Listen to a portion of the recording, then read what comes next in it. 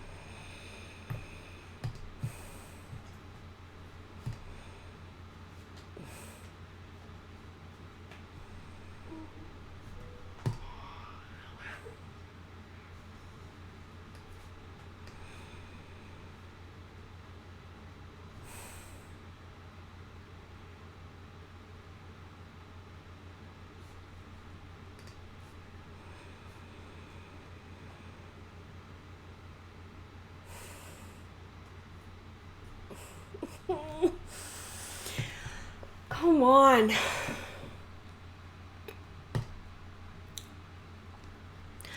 So if there's any friends out there on DLive and Twitch, I'm having issues connecting to one of the other streaming platforms that I use, which is the Foxhole. And the Foxhole is super important to me. And so what I'm probably going to do is what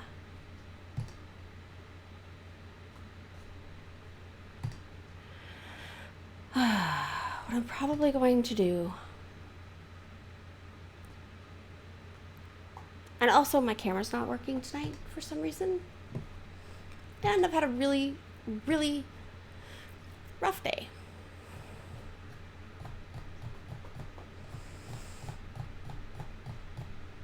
Okay, wait, now it's sort of showing live on Foxhole. Let's see if I can get the camera to work.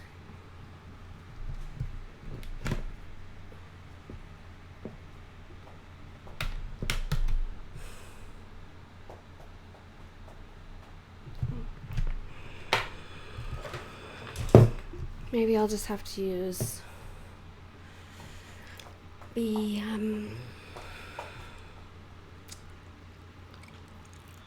laptop camera.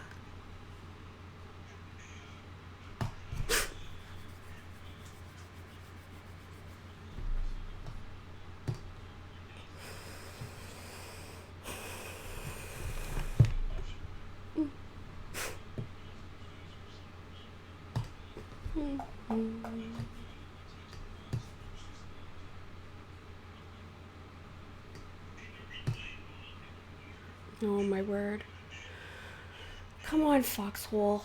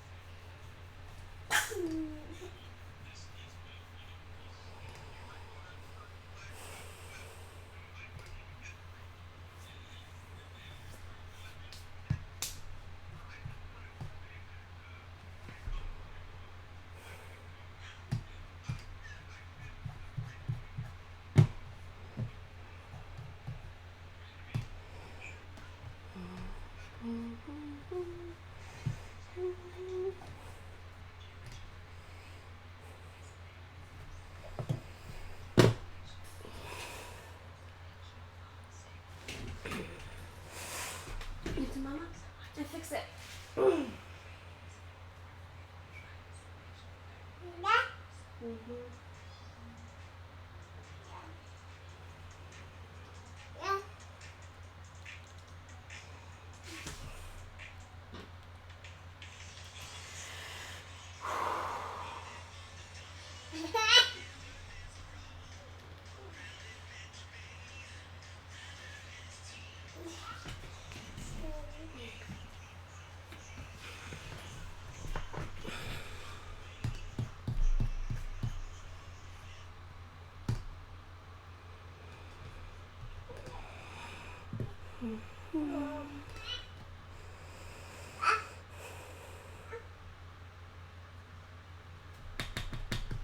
All right, well, we might as well listen to the raccoon while I try to figure out what's going on here.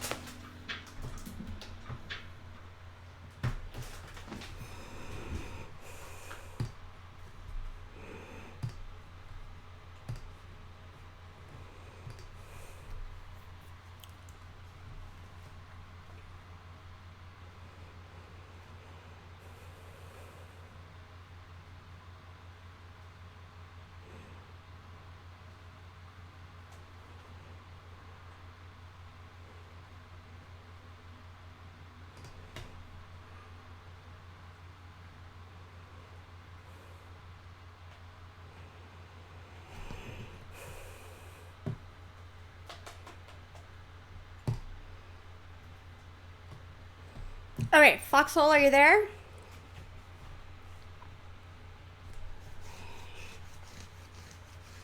I think I see people in Foxhole, maybe. Hey, PJ, thank you. Can you hear me and the raccoon music? 5x5?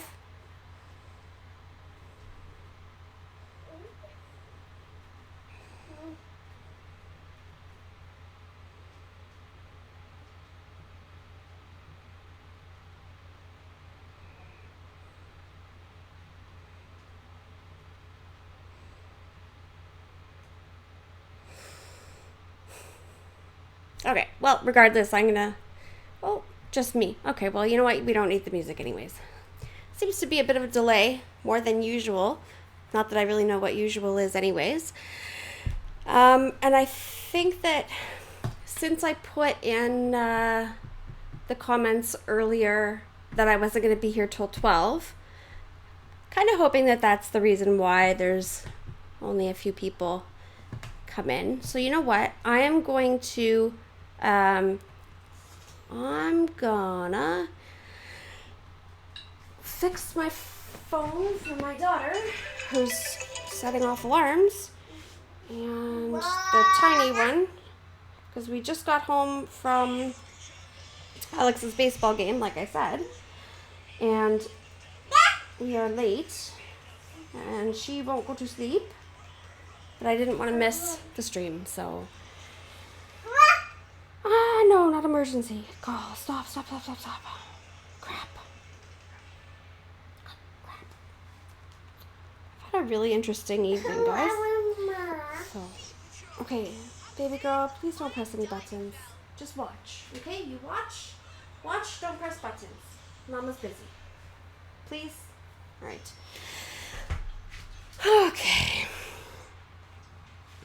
Dear God, I just ask that you give me the right words to say, because I'm super flustered right now and really probably should have canceled this. Amen. So welcome this evening to BookNook. Hey, 1, 2, 3. Oh, she's 19 months now. She's the youngest one, and then the next oldest one is 12, and it was his baseball game tonight.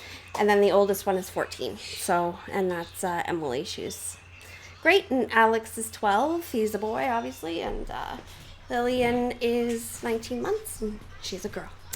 And today was a bit flustering because his game went late, which sucks, and because my ex decided to, basically my ex and I just got into a wee bit of an argument, and so that threw me off, and I'm running in the door trying to get this set up, and I don't know what I'm doing, and then Foxhole wouldn't connect, but we're here now, so that's what matters. And it's super late, and I'm pretty tired, but I just wanted to come and discuss a few things. I wasn't able to thanks, yeah, I need to breathe, right? Wasn't able to do my usual fox hopping today, so I don't know anything that happened today, but I do know I went into some of the streams last night after my stream. I was just listening and saying hello and talking to some people, and it seems as though, yeah, pretty much, PJ, that's pretty much life, yeah. And it just seems as though people might have a misconception as to what this channel is going to be all about. And I wanted to make sure that everyone knows exactly what the goal of this channel is. 1 second. Bells, honey, you can't press the buttons or else Paw Patrol's going to go away, right? And I don't know why the screen block thingy isn't working right now.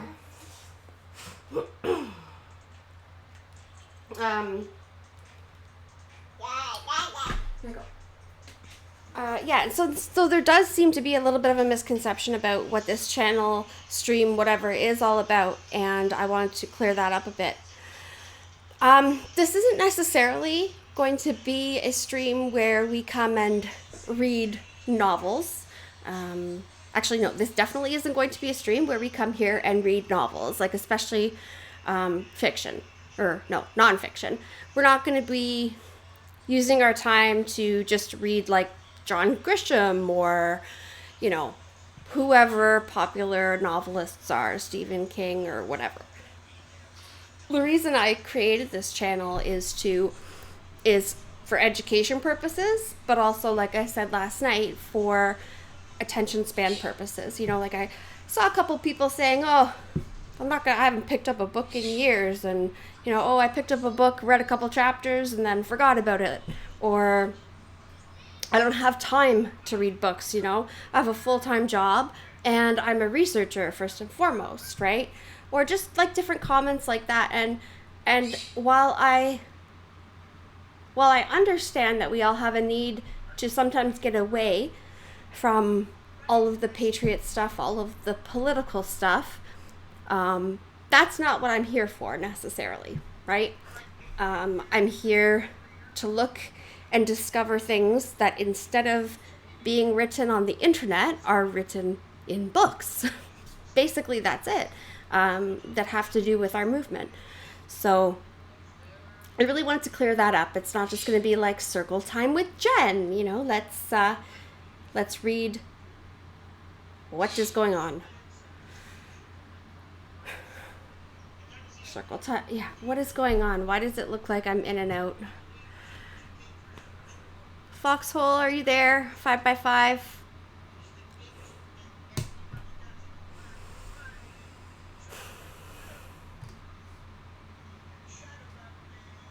Says online.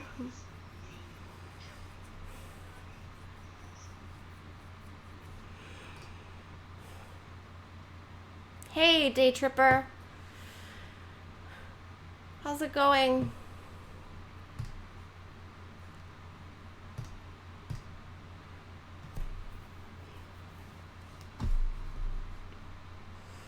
I'm just waiting to see if, okay, thank you, because it did absolutely cut out there for a minute. So okay, we were getting 5x5s, right? So yeah, just to make it clear, we're not here for fun and games necessarily. I hope it to be fun, and maybe we will play some games, but that's definitely not the whole purpose of the channel. So purpose of the channel is to dig into historical books, potentially political books, spiritual books, religious books, books that matter to us. So with saying that, okay, that was the oldest one. So with saying that, hey J Bell. So with saying that, I didn't have time today due to, again, life. I didn't have time today to finish putting my scenes together for some of the books, but I did have time to put together some of the scenes for some of the other books that I'm thinking about. So one of them is The Case for Christ. Now, The Case for Christ is written by Lee Strobel. He is... sorry, I'm new and I'm looking for something that I thought I put in this trailer, but it's not there. Okay, so The Case for Christ is written by Lee Strobel, and he originated... I had a summary here somewhere, but I don't know where it went. So he, give me a second.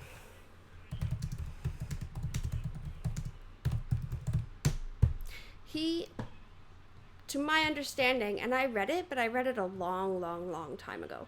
To my understanding, he wasn't a Christian, and then and his wife was a Christian, and then through intense research, from what I understand and what I remember, and I think I saw the movie at one point, which wasn't as good as the book. It never is.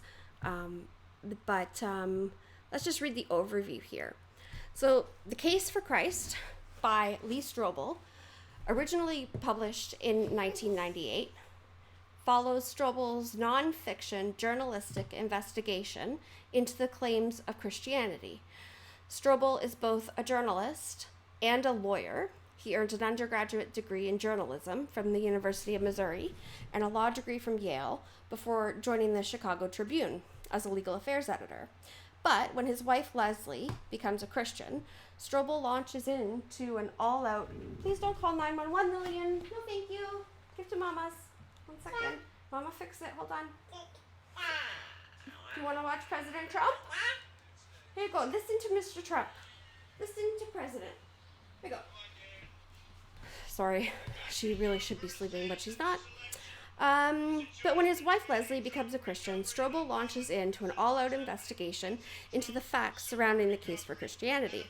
He applies what he has learned as an investigative journalist and a lawyer to determine whether there is any credible evidence to back up the Bible's assertions about the existence of God and the salvation of mankind through the crucifixion of Jesus Christ. In order to do this, Strobel decides to interview a dozen experts in Christian theology to better understand the Bible, its teachings, the life of Christ, and whether any of those things are believable. To do this, he splits the book into 3 major sections. Sorry guys, 1 sec.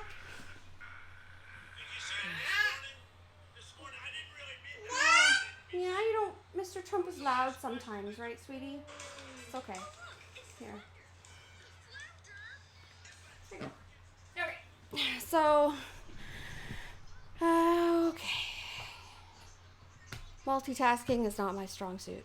Anyways, in order to do this, Strobel decides to interview a dozen experts in Christian theology to better understand the Bible, its teachings, the life of Christ, and whether any of those things are believable. To do this, he splits the book into 3 major sections. The first part, which contains chapters 1 through 6, is titled Examining the Record. In these chapters, he interviews academics who have a variety of backgrounds, but they all comment on one thing: whether the Bible is a verifiable text. Each chapter in this section, and throughout the entirety of the book, follows a specific structure. Strobel opens with a short anecdote from his time in the legal system. Then he spends the overwhelming majority of the chapter in conversation with his chosen expert. A short conclusion at the end of each chapter lets Strobel sum up the expert's argument, while sometimes offering his own interpretation and or verification of the facts. Yeah, J-Bell says that's going to be the most red-pilled child ever, for shizzle, because we've been in lockdown. Literally, she has spent the last 19 months listening to Foxhole or pre-Foxhole. Like, that's all she listens to. So, anyways, the first part of the book. Wait, let me see how long this summary is. Okay, it's not that bad, so I'll continue with this one. The first part of the book opens with 2 interviews with Dr. Craig Bloomberg, who addresses Strobel's concerns about whether... Bills! Did you ruin it? Hold on. Want a fix? Oh, also, to add to today's craziness, we lost her soother, or I lost her soother, or she lost her soother. And so this might just be the time where we have to get rid of her soother. And now my phone is completely frozen. What have you done? And usually on this phone, I can triple click the side button. And triple clicking the side button activates this where she can't press the buttons. But of course today, because today's today, this isn't working and my 2 big kids are sulking, and so they're not helping at the moment. Okay, so Bloomberg, who addresses Strobel's concern about whether the Gospels, which are the first 4 books that serve as Jesus' biography, can be trusted. The 3rd chapter focuses on how well the Bible has been preserved and whether the book Christians use today has been altered from its original forms. The 4th chapter features an interview with Dr. Edwin Yamuchi, a professor who focuses on Christian history.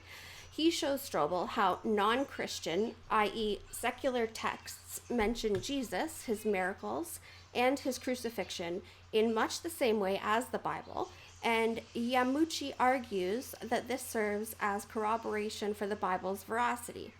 In his 5th chapter, Strobel speaks with Dr. John McCrae, an archaeologist. While McCrae explains that spiritual truths cannot be proved or disproved by archaeological discoveries, he does state that the archaeological record verifies both locations and events that appear in the Bible. Finally, Strobel concludes the first part of The Case for Christ by interviewing Dr. Gregory Boyd, who provides rebuttal evidence. He tackles some of the counter-arguments given by the Jesus Seminar, a group of fringe Christian theologians that challenge the legitimacy of the Bible. Thanks for the gold pills. Aw, thanks, Akavaka. She says, hugs, Jen. Much love and light and success with your new show, Canadian Patriots. Awesome, thank you. So the second part of the Case for Christ is titled Analyzing Jesus and encompasses chapters 7 through 10. In this section, Strobel turns his investigation to Jesus' life and claims. He walks through 4 key questions. The first is whether Jesus actually believed himself to be the Son of God. And he turns to Ben Witherington III to find some answers. Once Strobel is convinced Jesus believed in his own divine origins, he begins to wonder whether Jesus was crazy. His interview with Dr. Gary Collins convinces him otherwise, especially when Strobel reads the Gospels himself and finds no sign of dementia, delusions, or paranoia. That was in quotes. This prompts yet another question. If Jesus thought he was God, did he embody the attributes of God?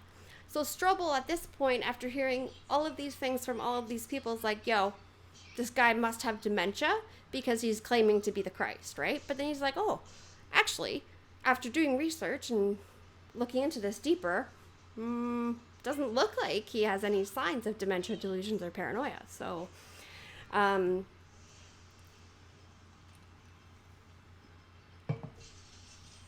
if not, it would be easy to conclude that Jesus was just a charismatic man. But Dr. Donald Carson convinces him otherwise, which prompts Strobel to wonder whether Jesus actually fulfilled the Jewish prophecies of the Messiah.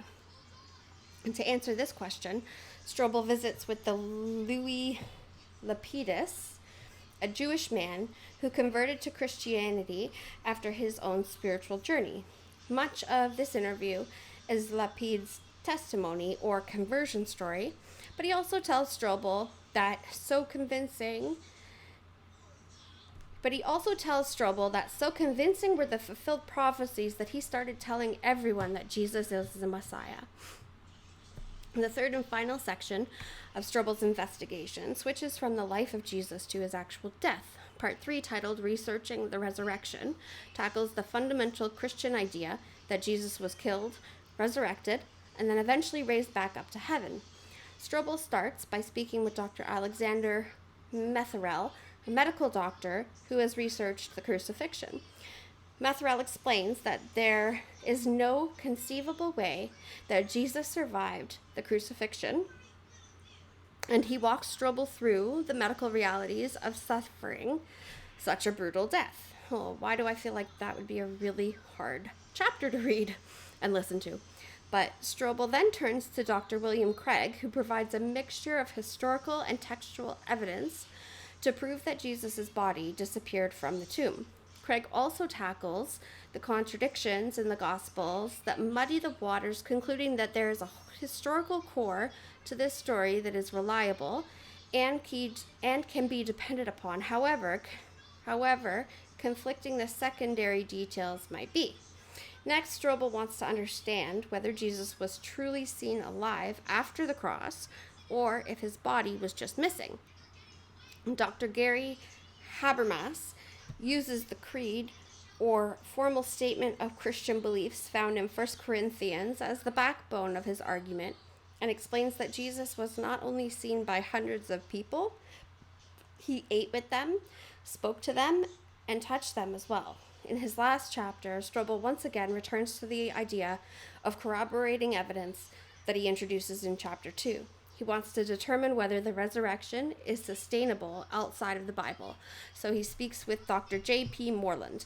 Moreland provides 5 examples that support the idea of a real resurrection, including a mass conversion of Jewish skeptics shortly after Jesus' death and the rapid emergence of the early Christian church. Strobel ends the case for Christ with a conclusion that does 2 things. First, it sums up the arguments from each chapter into a few paragraphs in order to collect the most important proof in one place. And second, he walks the readers through his own conversion from atheism to Christianity. He explains that after a personal investigation that spanned more than 600 days, he concluded that the evidence in favor of Christianity was much more convincing than the evidence for atheism. On November 8th, 1981, Strobel officially converts to Christianity in what he calls the pivotal event of his entire life. The last part of the conclusion does 2 things.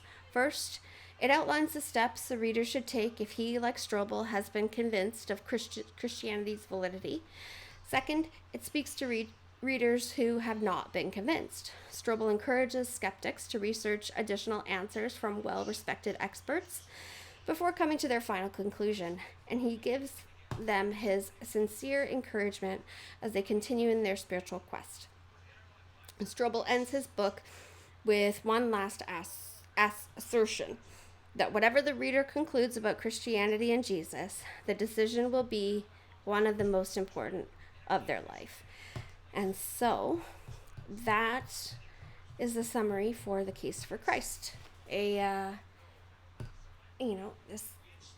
This gentleman, this man goes from being a complete non-believer, thinks Jesus is nuts, thinks he's a quack, as many of us are portrayed to be, whether it be in the media or just by liberals in general, and then finally believes that, and comes to believe that that he is the true Messiah, and then he becomes a Christian, and then he writes a book about it, and then he writes, I don't know, like I think 4 or 5 more books after that. The Case for Miracles, the Case for something else, but I know he's written a bunch more after that. So that's the first option. As I said, they did turn this one, The Case for Christ, into a movie. So I'm going to play the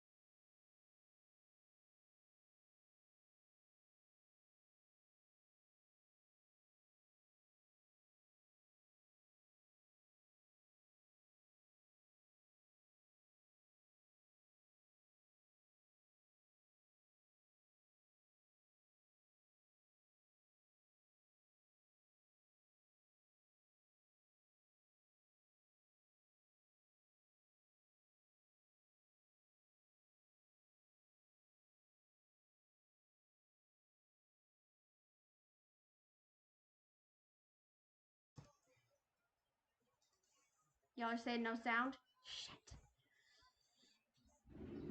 Okay, we might have to listen through the TV because I still haven't figured this part out properly. Well, I had it figured out last night, but then I guess I must have hit something and it didn't work. Hold on. Oh wait, now we definitely hear the raccoon. So we'll pause the raccoon.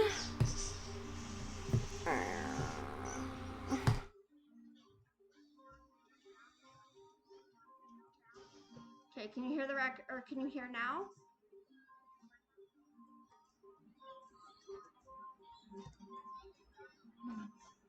I'm starting my own paper.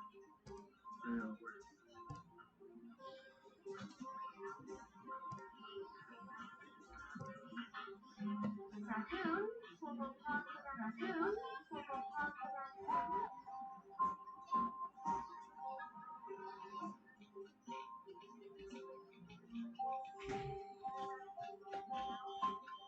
Good job.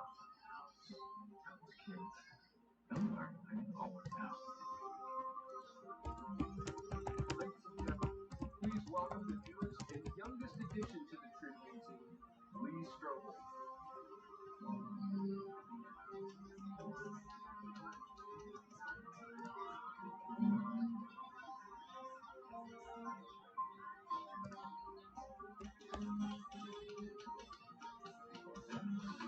Are you one of the million? To honor one of our own for his nationally acclaimed Fort Pinto investigative series. Lee, your work has given justice to families across the country and peeled back the corporate cover. So I present you with the Lenny Small Memorial Award for Community Service Journalism. And congratulations on your promotion. To Legal Affairs Editor.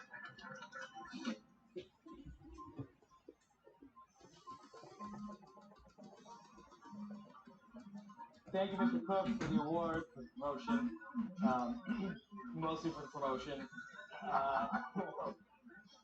The only way to truth is through facts. Facts are our greatest weapon against superstition, against ignorance, and against tyranny.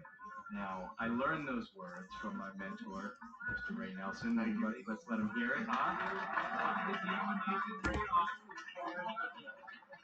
You all know Ray. He's a legend in the business. But to me, Ray, you've been more like Okay, most this isn't importantly, working for me. I owe this Hold on. honor to my beautiful and very patient. Okay. Okay, so there's like a million things going on at the same time. I'm gonna have to figure out how to do that again. Regardless, I put the link in the chat so y'all can go watch it on your own, and I apologize that I'm still learning sound.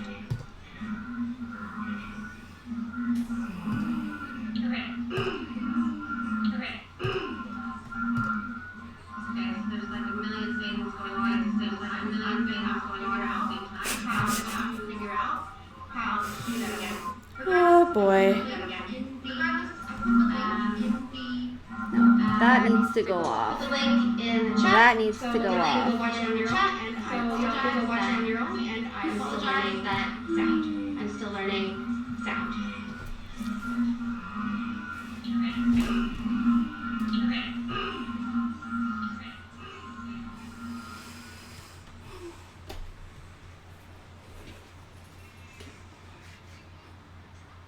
Okay. I think I have everything calmed down a bit. Let's just go over some of the comments. Who hopped in that I didn't say hi to yet? Giuseppe, J Bell, I said hi to. Patriot Bird, hello. PJ, when yours were little, they called 911. Yeah, operator called back and wasn't happy. I bet. J Bell says it's gonna be the most red pilled child ever. Uh-huh. Yes, and definitely it's been a Murphy's Law Day tripper. And then there was no sound. Then there was a little bit of sound. And Tamgro Rowell is here, and she says we are patient and kind. And Ohio Kimmy gifted the cookie. Thank you very much. It gets better, love. Thanks, J Bell. I really appreciate that. I'm sure it does get better. It was just a combination of being flustered when I got here, and then somehow some of my sources and scenes not being what I had originally planned them out to be, but that's all right. So that's that. Okay, so Case for Christ, check it out. Check out the movie trailer. It's in YouTube. Check out some other people who have comments on the book and see whether that is something you might be interested in reading. It is a fairly lengthy book, but that's all right because, again, like I said last night, it's this is also a training in how to pursue something over a long period of time. People's attention spans have gotten lower and lower and lower and lower because of social media, because of whatever, various reasons, right? TikTok being a 30-second clip and swipe, swipe, swipe, swipe. You'll laugh extra hard now when you see the pros have you gained. Yeah, probably. You're probably right about that, J-Bell, for sure. So even though it's a longer book, again, that's kind of the point, right? Stick to a project, go through it. It seems super investigative, well, you know the word I'm trying to say. So that's number one. Okay, the second one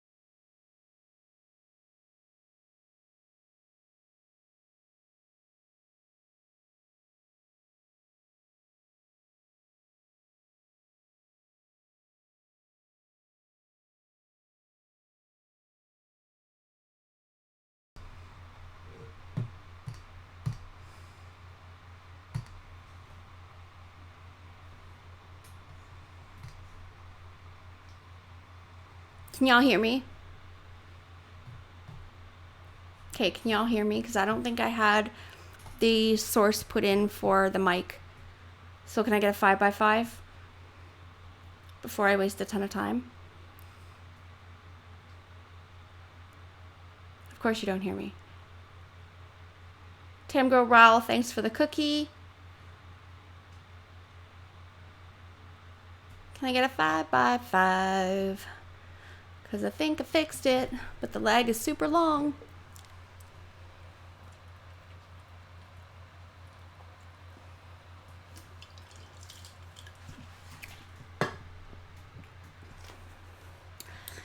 Oh, 5x5. Phenomenal. Okay.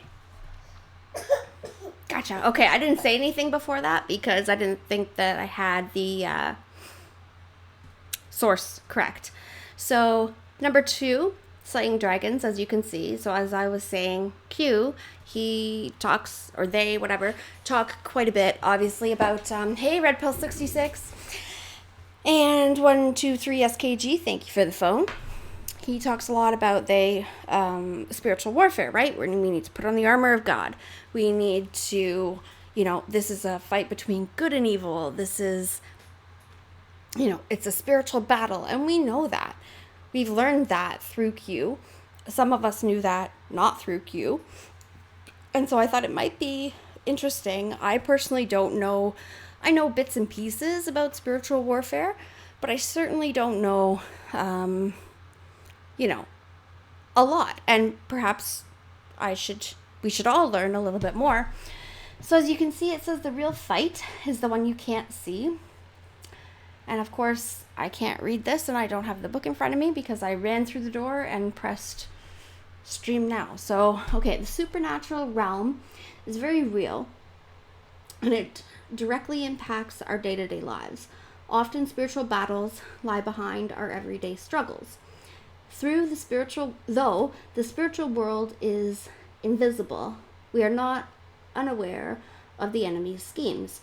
Through God's word and the power of the Holy Spirit, we are equipped to be more than conquerors through Christ.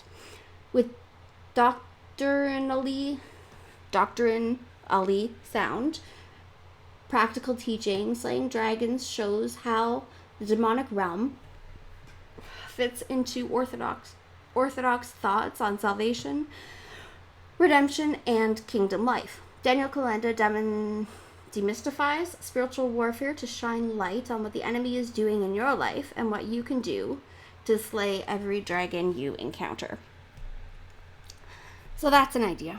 Daniel Kalenda, I haven't done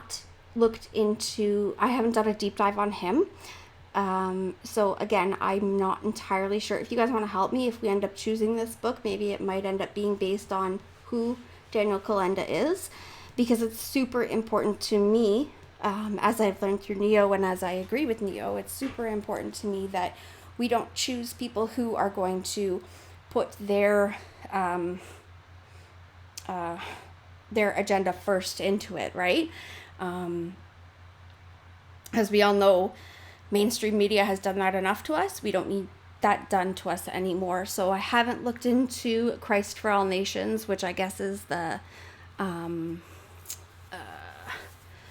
thing that he works with, or Charisma House, which I guess is the publisher. Yeah, just letting you know, haven't looked into that, so not entirely sure what side of the fence he's on and what what necessarily his background is, but we can absolutely together look into that before we go ahead and dive into this book, because really there's going to be no point in reading it if it's if it's very, very opinionated, and more opinionated than it is biblical based, right? So I have read a couple chapters. From what I've read, it doesn't entirely look like it's going to be biased in any way. It does look like it's going to be biblical based, but again, I haven't done a deep dive, so don't hold me to that. And then the third book, and the last one that I'm going to talk about tonight, because it's 12:30. And P.S., just so you know, Lillian, she fell asleep holding the phone, right? And she's just like passed out holding the phone. It's really cute. and really sad because that's not normally how I parent at all, but today was a different day, is for sure. Good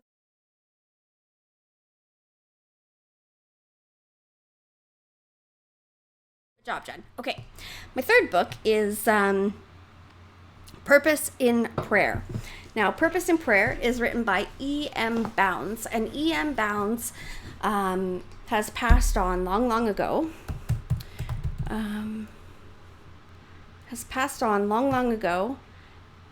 But he is known in our he's known and popular and known to be one of the people who knows a lot about prayer. These books are really old, and I'm frustrated because my slide is not there at all. And I had all of these notes written out so that I didn't have to go at them without knowing what I was going to say. Give me a second. So,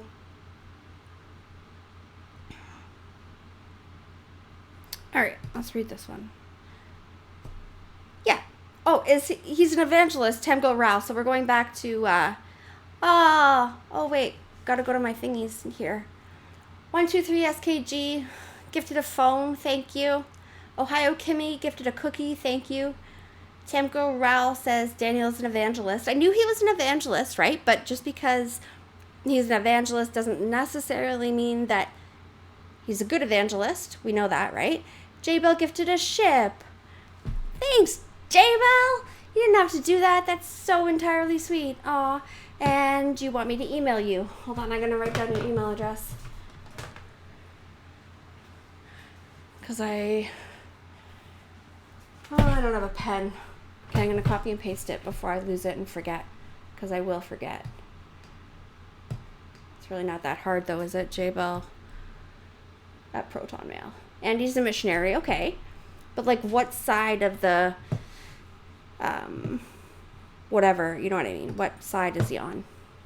Is there a bias? Sadly, I've heard some really terrible things about, some of whom I believe to be wonderful Christian leaders, and then next thing I found out, it wasn't so much. J-Bell, I'm just trying to copy and paste the email address that you gave me.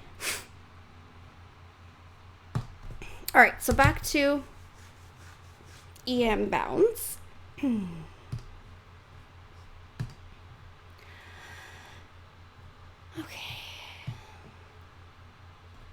Oh, and also, as I said last night, I was talking to Leah, and Leah was saying to me, give us a list of books, and then she wants to go out and buy them. And while that's all well and good, not everybody's going to be able to do that. So for the most part, what I'm trying to do is find books that have free PDFs online.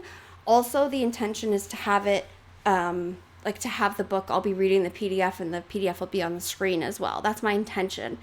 Now, if it just so happens that we end up with a book that doesn't have a corresponding PDF file with it, I'll figure out something to do in that case. Okay, so Purpose in Prayer, again, by E.M. Bounds, is another treasure from Edward Bounds on prayer.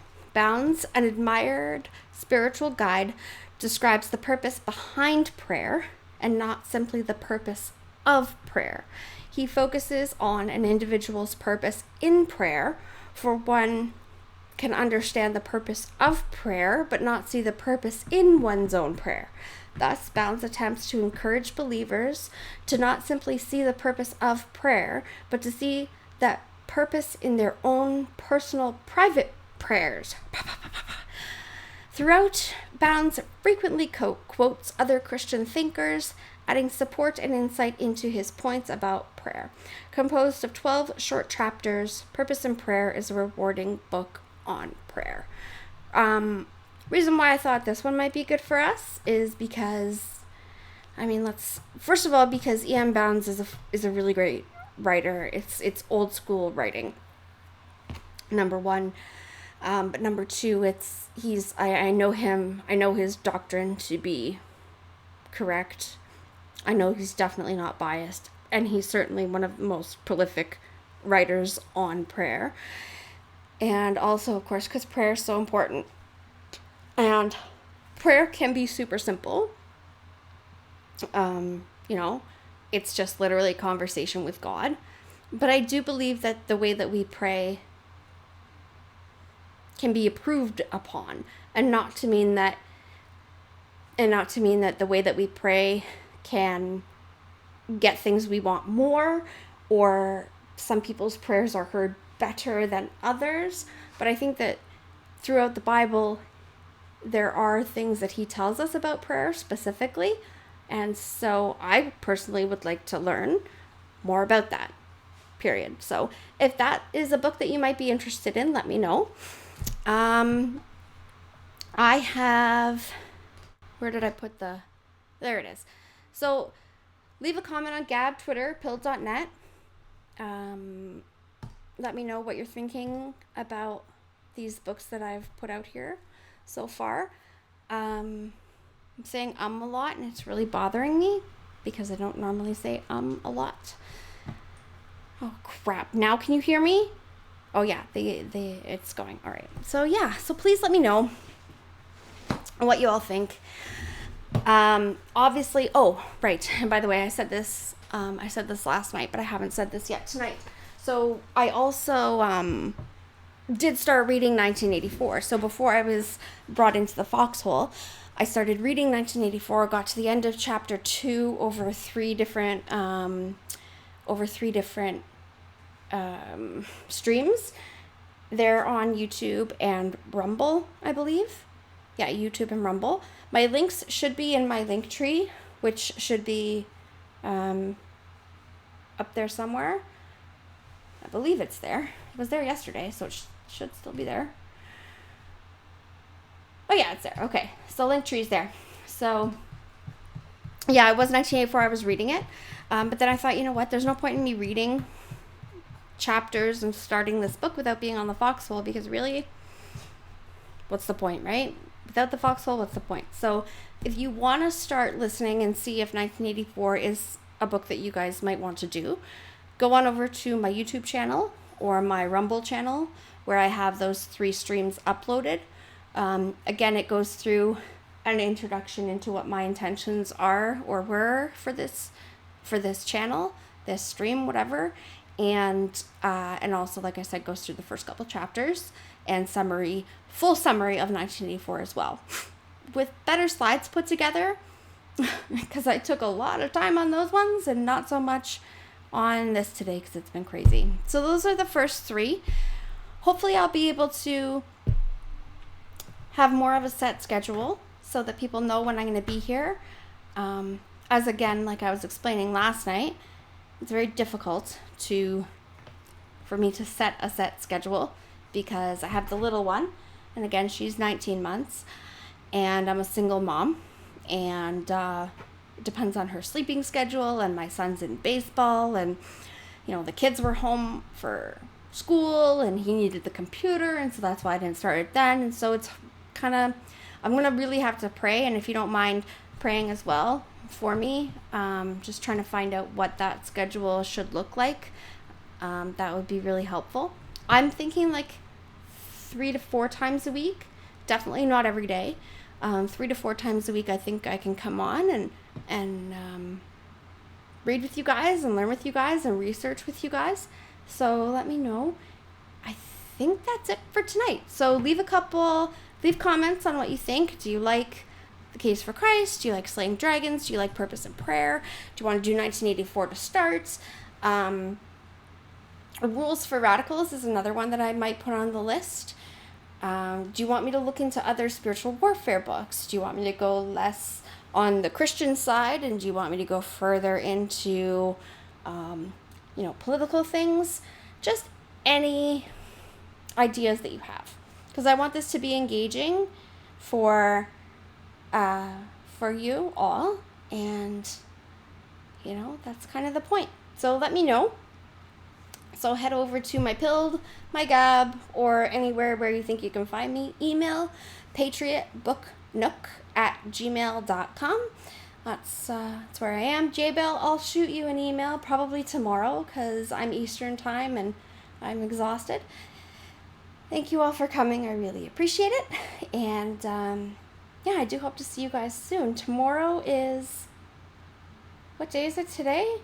Is today Wednesday? Today's was Wednesday and now it's Thursday. Thursday. I should be coming tomorrow. I should be on tomorrow. But look for me if I am coming on tomorrow. I'll set myself a topic and you guys can see that I'm going to be going live. Don't forget to hit the bell if you don't have Apple, or if you have an Apple, the bell doesn't work. Yeah, so great. Yay. Glad y'all came tonight. Those of you who are listening in the replay, thank you for listening. Thank you for coming and have a wonderful evening. Bye guys.